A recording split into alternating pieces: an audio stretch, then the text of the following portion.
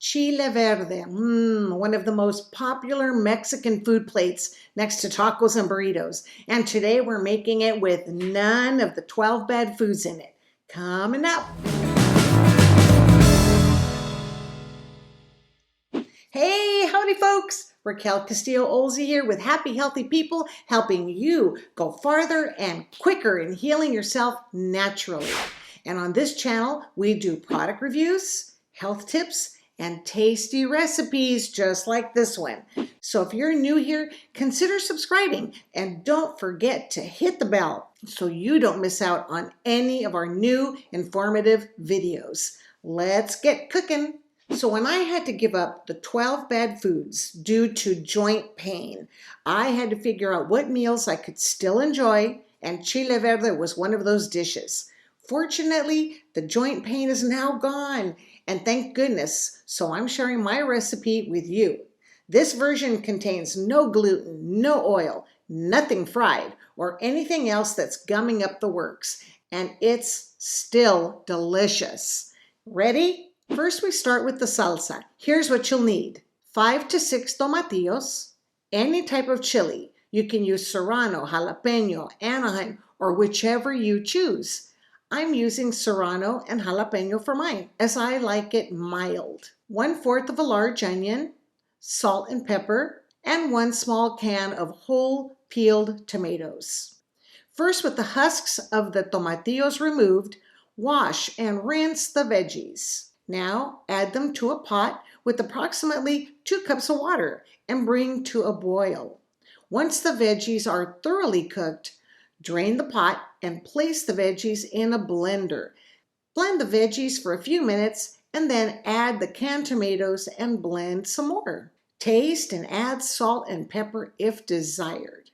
If it tastes to your liking, then just set it aside for later. Now, onto the main dish. For the Chile Verde, you're going to need a 3-pound pork roast or pork butt cut into large pieces. I'm using a pork roast for this recipe, 1 can of whole green chilies, 2 small cans or boxes of natural tomato sauce, 1 large onion cubed, 3 to 5 large garlic cloves, and salt and pepper to taste. First, bring a pot of water with salt to a boil and then add the meat and veggies. Now lower the heat to a medium boil and remove foam along the way. Now we add the pepper and then lower the temperature to medium heat or a low boil. Stir occasionally and allow the pot to boil on low until the water disappears, approximately 4 to 5 hours. After the water disappears, add the salsa from earlier and stir gently. We want to stir gently so as not to break up the meat pieces too much. Next, add the tomato sauce and continue to stir gently. Last, take the canned whole chilies and tear the chilies into strips, then add to the pot.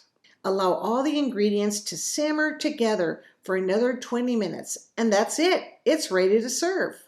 I like to use this Chile Verde as taco filling using these non-GMO corn tortillas we get locally and the beans we made in a previous video. It makes a great plate and you're not sacrificing authentic flavor for your health. Question of the day: how do you prepare your Chile Verde, and what other recipes would you like to see us make without the 12 bad foods? I'd love to hear from you in the comments section below. And remember, some of the best tips and recommendations come from you, those in the Happy Healthy People community. So definitely connect with everybody in the comments section. So thanks for checking out this video. Definitely subscribe for more videos just like this.